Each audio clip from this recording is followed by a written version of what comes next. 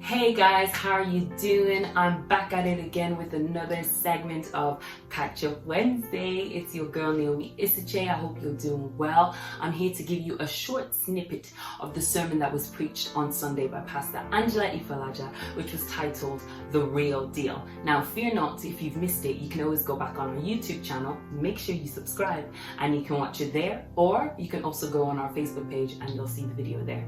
Let's get right into it. Now the anchor text was taken from Luke 5, 1-11, which talks about Jesus being at the lake of Gennesaret, and he had a crowd of people listening to him. And that's when he saw two boats at the water's edge that was left there by two fishermen that were washing their nets. Now Jesus sat down in Simon's boat and decided to teach from there.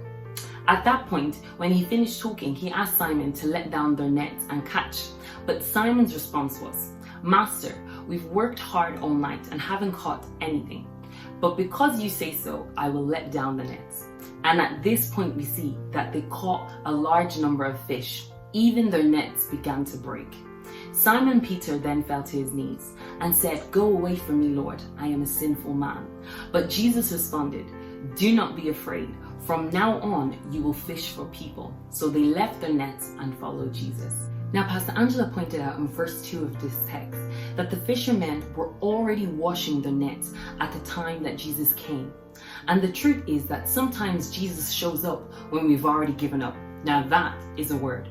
Even when we have given up, Jesus waits at that point when we've let go so that he can step in. Maybe he wants us to take our eyes off what we may consider to be a blessing so that we can focus our eyes on him. Pastor Angela had made reference to Matthew 6:33, which states, "But seek ye first his kingdom and his righteousness, and all things shall be added unto you." The choices that God makes concerning our lives are not random. He has put plans in place to ensure that we will align ourselves to his will so that then everything could then fall in place. When God doesn't answer your prayer straight away, it does not mean that God doesn't care. In fact, he prefers for us to serve him in our pain and our disappointments. He still expects us to follow him and even to bless others.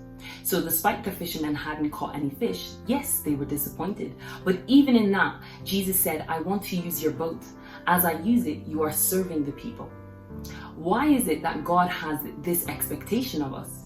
Perhaps he does it to test us, to see whether our service to him is genuine and not because of what he gives to us. Perhaps it's to make sure that there is minimal distraction while he teaches us. May the Lord help us to stay grounded so that even when the increase comes, it doesn't cause us to get distracted from the real deal.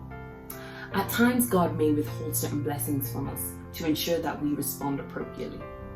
In this case, he allowed Simon Peter to be under his teaching, to listen, and also prepared his heart so that he could know that when the miracle did come to pass, that there is more to God than just that increase of over 150 fish.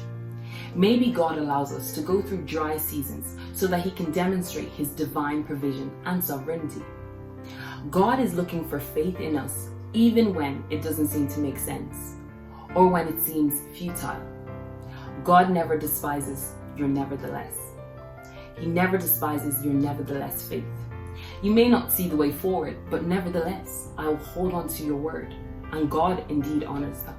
When God blesses us, we must recognize that it is indeed beyond human effort, that it can only be God. We are humbled by the blessing. So in this case, what is the real deal? To conclude, the real deal is, it's the realization that despite all of our good works, without Christ, we are still sinners. It's the recognition and the revelation of God's holiness and mercy. Then, the acceptance of his mercy.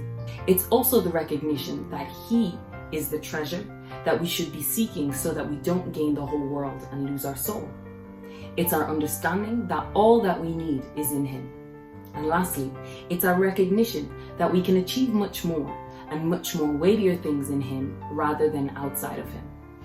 I pray that we will recognize that we are nothing without Christ, that we will keep our eyes fixed on him, for he is indeed the real deal.